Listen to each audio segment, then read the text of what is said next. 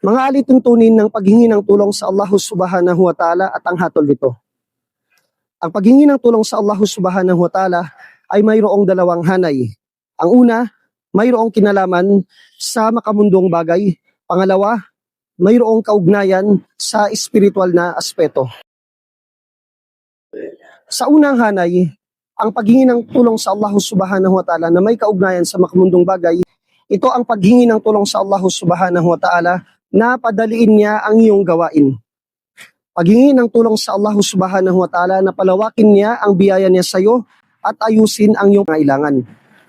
Hindi ito nangangahulugan na hindi mo nagagawin ang mga kadahilanan o mga kinakailangang gawain upang makamit ito. Bagkus, kailangang nakatuon lamang ang puso sa Allah Subhanahu wa Ta'ala sapagkat ang Allah Subhanahu wa Ta'ala ang tagapagbigay at tagapagtustos sa lahat ng kanyang mga nilikha. Ang ikalawang hanay na may kaugnayan sa relihiyon. Ito ay higit na marangal at higit na dakila. Ito ang paghingi ng tulong sa Allah Subhanahu wa Ta'ala na may kaugnayan sa relihiyong aspeto.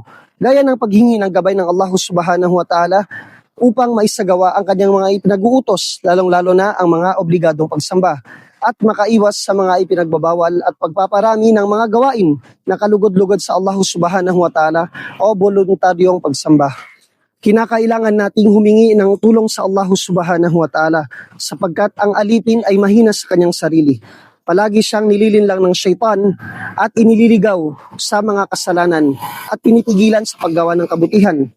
Kaya't ang tunay na tagumpay ay sa tulong lamang ng Allah Subhanahu wa Ta'ala. Naway ugaliin natin na palaging humingi ng tulong sa Allah Subhanahu wa Ta'ala nang sa gayon ay makuha natin ang habag ng Allah Subhanahu wa Ta'ala at may sagawa ang kanyang mga pinag-utos at makalayo sa mga pinagbabawal ng Allah Subhanahu wa Ta'ala. Amma ba'du, assalamu alaikum warahmatullahi wabarakatuh. أدعو إلى الله على بصيرة أنا ومن اتبعني